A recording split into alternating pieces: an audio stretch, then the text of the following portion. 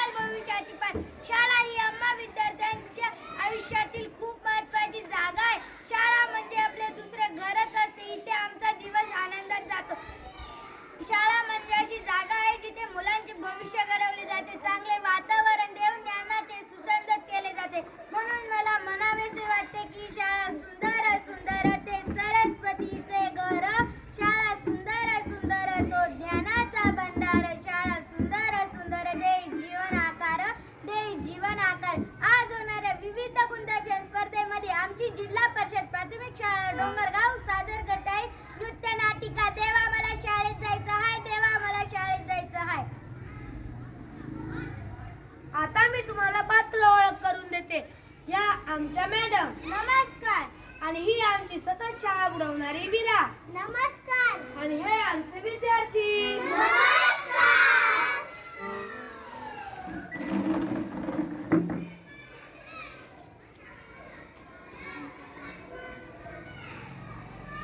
Good morning teacher. नमस्ते. Good morning. Sit down. Thank you teacher. चला हजेरीच्या. जान्हवी उगले.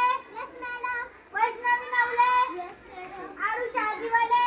नाही आला मॅडम. काय आज सुद्धा आला नाही? मॅडम त्याचे आईवडील त्याला भट्टीवर घेऊन गेले. आता काय करावं? Preeta Amre. Yes madam. Priya Ugale. Yes madam. Krishnali Ugale. Yes madam. Veera Barde. नाही आली मॅडम. आज सुद्धा आली नाही. मॅडम ती तिच्या दोन्ही भावंडांना सांभाळायला घरीच थांबली. किती हुशार मुलगी आहे आणि घरीच राहिली. कृष्णाली तुमच्या बाजूला तिचं घर आहे ना? हो मॅडम, आमच्या बाजूलाच राहते ती. आज मला तिचं घर दाखव. मॅडम केव्हा जायचं वीराच्या घरी? मी याला अभ्यास देते मग जाऊ.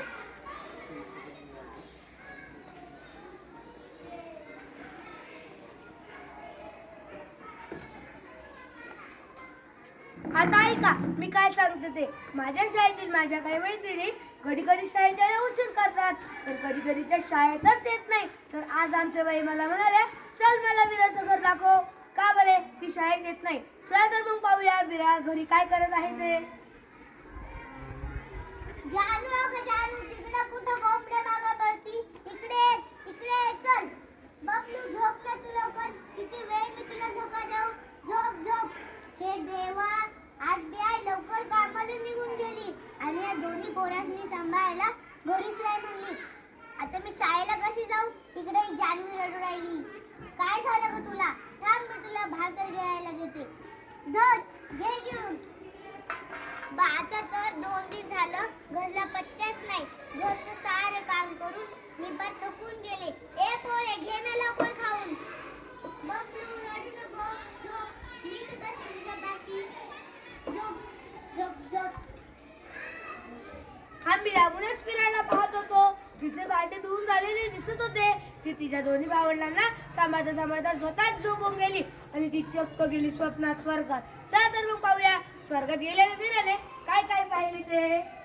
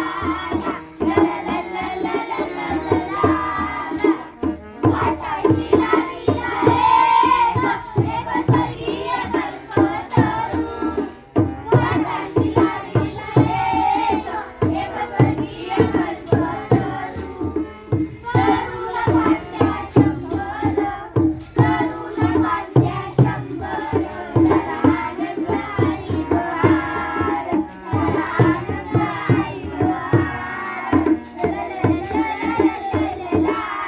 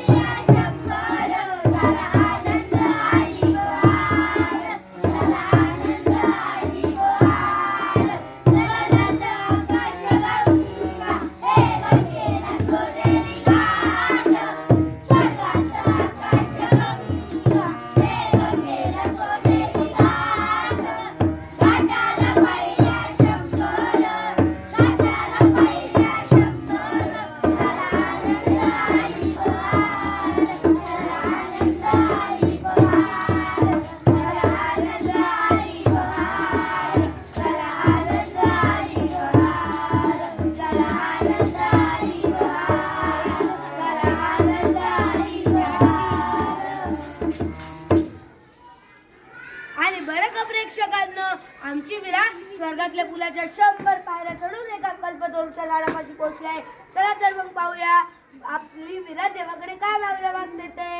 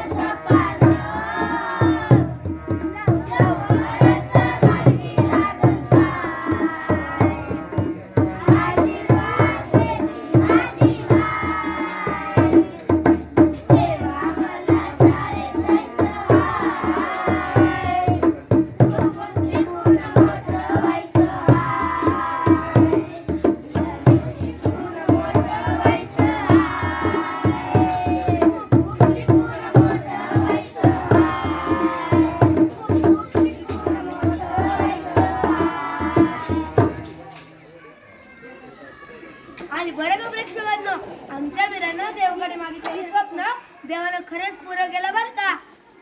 विराट आमच्या बाई तिला शाळेत न्यायला आल्या. चला तर मग पाहूया पुढे काय होते ते. विरा झोपलीस काय तू? चल आपल्याला शाळेत जायचं. मॅडम पण घरला कोणीच नाही, तर माझ्या दोन्ही भावंडांना कोण सांभाळील? यांच्यासाठी अंगणवाडी आहे ना, त्यांना घेऊन चल. विरा मला माहित आहे तुला मोठं होऊन शाळेत बनायचं आहे. उद्यापासून आपण शाळेत जाऊ आणि तुझ्या दोन्ही भावंडांना अंगणवाडीत बसवत जाऊ, म्हणजे तुझी शाळा बुडणार नाही. चला तर मग पाहूया आपली विरा शाळेत गेल्यावर काय म्हणते ते. शाळा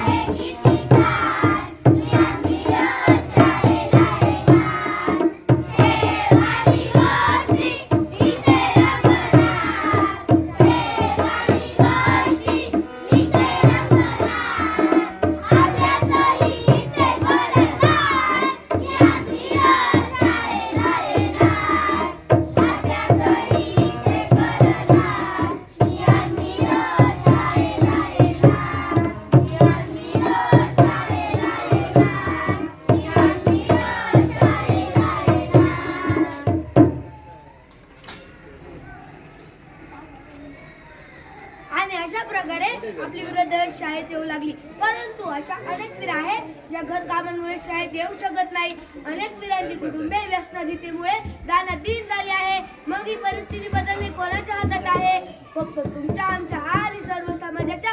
प्रत्येक मूल शिकलंच पाहिजे ही जबाबदारी फक्त शासन आणि शिक्षक यांची नाही. आपल्या आजूबाजूला राहणाऱ्या कामाच्या ओझ्याखाली आपले बालपण हरवलेल्या अशा अनेक मुलांना शिक्षणाचा प्रवाह ठेवण्यासाठी प्रत्येक सुजाण नागरिक म्हणून आपण प्रयत्न केले पाहिजे.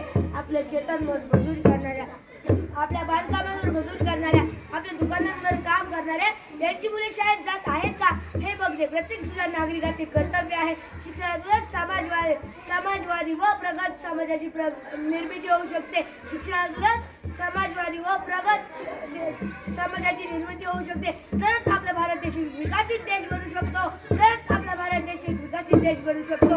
धन्यवाद.